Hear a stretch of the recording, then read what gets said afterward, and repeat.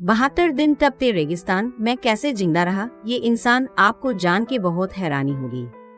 दोस्तों, आज मैं आपके साथ जो मैं शेयर करने वाली हूँ वो कहानी एक सच्ची घटना पर आधारित है। ऐसा क्या है इस कहानी में जो सुनते वक्त मेरे रोंगटे खड़े हो गए थे। दोस्तों, आई एम श्योर आप सब इस कहानी को पूरे अंत तक सुनने बिना और उसे दिल से महसूस करे बिना नहीं जाने वाले हैं।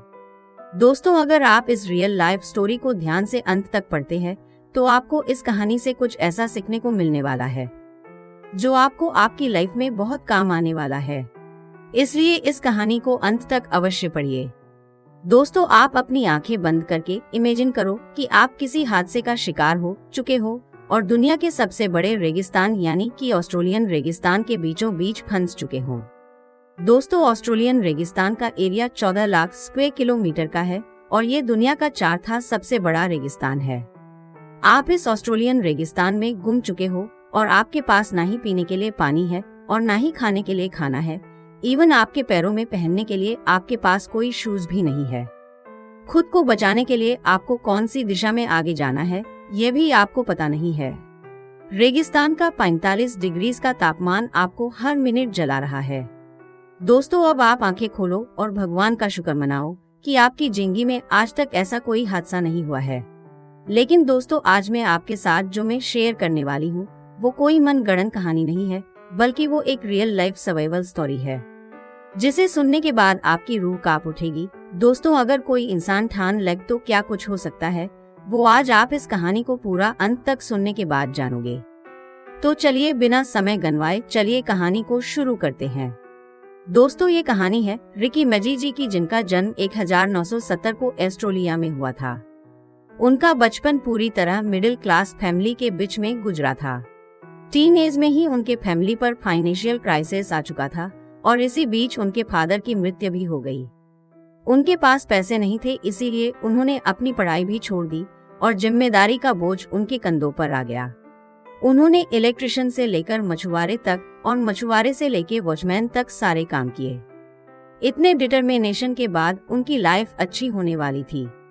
2006 में जब वे 35 साल के थे तब उन्हें वेस्टर्न ऑस्ट्रेलिया की पोर्ट से एक सरकारी नौकरी के लिए ऑफर लेटर मिला। इस ऑफर को रिकी जी गंवाना नहीं चाहते थे, इसीलिए रिकी जी ने उस जॉब को हासिल करने के लिए वेस्टर्न ऑस्ट्रेलिया में जाना चाहते थे और वे ईस्टर्न ऑस्ट्रेलिया में रहते थे। वेस्टर्न ऑस्ट्रेलिया को फ्लाइट से जाने के लिए उनके पास इतने पैसे नहीं थे, इसीलिए उन्होंने रोडवे से वेस्टर्न ऑस्ट्रेलिया को जाने का फैसला किया। दोस्तों, यहाँ पर मैं आपको बताना चाहूँगा कि ऑस्ट्रेलिया दुनिया के सबसे बड़े कंट्रीज में 36 रैंक में आता है। यहाँ तक कि ऑस्ट्रेलिया की मोस्ट ऑफ द पॉपुलेशन समुद्र के साइड से 50 km की दूरी तक ही रहती है।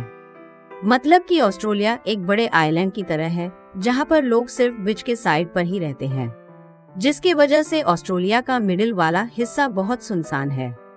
दोस्तों, मिडिल वाला हिस्सा इतना सुनसान है कि वो एक रेगिस्तान बन चुका है। इसी रेगिस्तान वाले एरिया को द ग्रेट ऑस्ट्रेलियन डेजर्ट कहते हैं। दोस्तों, और रिकी जी ने भी इसी रेगिस्तान से जाने का फैसला किया था। उनके पास इस सफर में जाने के लिए पैक फूड, पानी और अगर गाड़ी का पेट्रोल खत्म हो जाए तो एक्स्ट्रा पेट्रोल भी था। मतलब कि रिकी जी अपनी जर्नी के लिए पूरी तरह से प्रिपेयर थे। पर ऐसा क्या हुआ जिसके वजह से रिकी जी को 72 दिन तपते रेगिस्तान में गुजारना पड़ा है? जानने के लिए कहानी के अंत तक बने रहिए। दोस्तों, हुआ यूं था कि जब रिकी जी वेस्टर्न ऑस्ट्रेलिया को जाने के लिए रेगिस्तान से अपनी गाड़ी से जा रहे थे तब रिकी जी को रेगिस्तान में 3 लोग मिले जो रिकी जी की तरह रेगिस्तान से सफर कर रहे थे और उनकी गाड़ी खराब हो चुकी थी।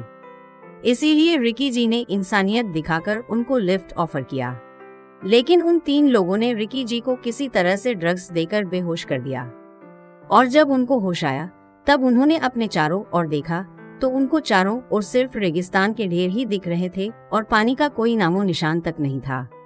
उन्हें कुछ पता नहीं था कि वो कहाँ पर है। सर पर सिर्फ सूरज की तपती हुई धूप थी और वहाँ का तापमान 45 डिग्री सेल्सियस के आसपास था। उसके बाद उन्होंने खुद को चेक किया तो उनके पैसे, मोबाइल और बाकी का सब कुछ सामान चोरी हो गया था। उन लोगों ने रिकी जी के पैर के शूज तक चुरा लिए थे और रेगिस्तान में रिकी जी को एक जिंदा लाश बनने के लिए छोड़ दिया था।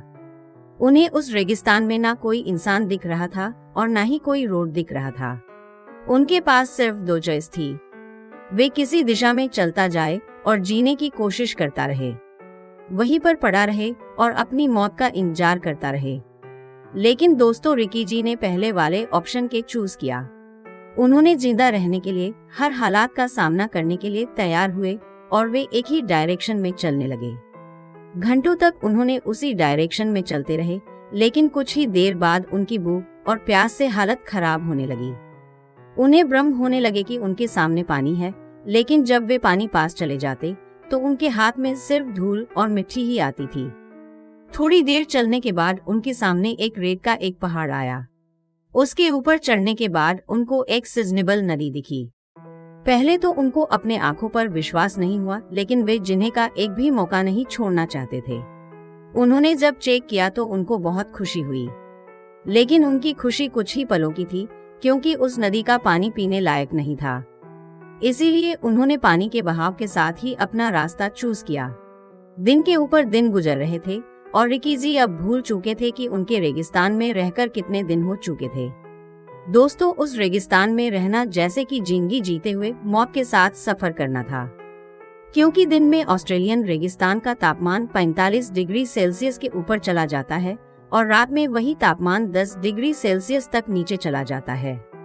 इन एक्सट्रीम तापमान की वजह से बीमारियों के चांसेस बहुत ही ज्यादा बढ़ जाते हैं।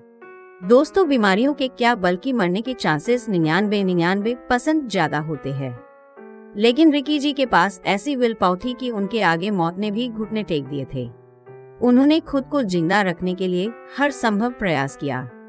उनके पास रात को ठंड से बचने के लिए कपड़े नहीं थे, तो उनको गुफाओं का सहारा लेना पड़ता था। उन्हें छोटे छोटे घड़ों में पीने के लिए पानी मिलता था, और अगर कभी पानी नहीं मिलता था तो उनको अपना खुद का पेशाब पीना पड़ता था। बहुत दिन गुजर चुके थे और हालात बद से बदतर हो चुकी थी, और उनका वजन भी बहुत ही ज्यादा कम हो चुका था। अब रिकी जी की बॉडी भी जवाब देने लगी थी और उनको अब लग रहा था कि मैं अब जिंदा नहीं बचूंगा। लेकिन अंदर से एक और आवाज उनको ये कह रही थी कि रिकी, तू कहीं ना कहीं इस रेगिस्तान से जिंदा बाहर निकल सकता है। और खुद को जिंदा रखने के लिए उन्होंने सांप, कीड़े और मकोड़े और पता नहीं क्या क्या खाना पड़ता था। रिकी जी के अंदर वो उम्मीद थी और हौसला था, जिसके वजह से वो हर रोज वे नींद से उठने के बाद सोचते थे कि आज एक और दिन में जिंदा रहते हुए यहाँ से बाहर निकल जाऊंगा।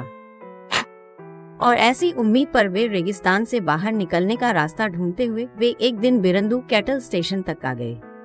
मार्क क्लिफर्ड उस स्टेशन के मैनेजर थे, और जब रिकी ने उनको आज तारीख कौन सी है यह पूछा तो रिकी जी को बहुत ही बड़ा झटका लगा, क्योंकि रिकी जी को ये पता चला कि उन्होंने 2 महीने और 12 दिन एक वीरान रेगिस्तान में अकेले गुजारे थे। इन बेहतर दिनों में रिकी जी ने बहुत कुछ टॉलरेट किया हुआ था, जिसके वजह उनकी बॉडी बहुत ही ज्यादा कमजोर हो गई थी। अपने रोड ट्रिप पर निकलने से पहले उनका वजन 106 केजी था और बेहतर दिनों के बाद उनका वजन सिर्फ 48 केजी बचा हुआ था, यानी कि वे पूरी तरह से एक कंकाल बन चुके थे। उन्हें देखकर उस स्टेशन के मैनेजर को भी शौक लगा था। दोस्तों, उस रेगिस्तान से निकलने के बाद और खुद को फिर से रिकवर करने के बाद रिकी जी ने खुद के लाइफ पर एक किताब लिखी, जिसका नाम लेफ्ट फॉर डेड है, और यह सच्ची कहानी भी मैंने आपको इसी किताब से लेकर बताई हुई है। दोस्तों, इस कहानी से हमें क्या कुछ सीखने को मिलता है? रिकी जी के पास रोड ट्रिप पर निकलते हुए सब कुछ था, लेकिन अचानक कुछ ऐसा हुआ कि उसने पास कुछ भी नहीं था। फिर भी उन्होंने रेगिस्तान में बेहतर दिन गुजारे। उनके पास खाने के लिए खाना नहीं था और पीने के लिए पानी नहीं था और खुद को कवर करने के लिए भी कुछ भी नहीं था। लेकिन उसके पास 2 सबसे बड़ी चीजें थी, और वो है विल पावर, जीने की इच्छा। दोस्तों, अगर आपके साथ लाइफ में कभी कुछ बुरा होगा ना, तो इस कहानी को जरूर याद करना। तब आपको रियलाइज होगा कि आपकी सिचुएशन रिकी जी की सिचुएशन से कितनी बेहतर है और कितना ही बुरा हो सकता है। दोस्तों, आपको ये कहानी कैसी लगी? नीचे कमेंट बॉक्स में कमेंट करके हमें जरूर बताएं। और उसके साथ ही अगर आपको ये कहानी पसंद आई होगी तो अपने दोस्तों के साथ अवश्य शेयर कीजिए, ताकि और लोगों को भी Ricky Megee real life survival story जान को मिल सके।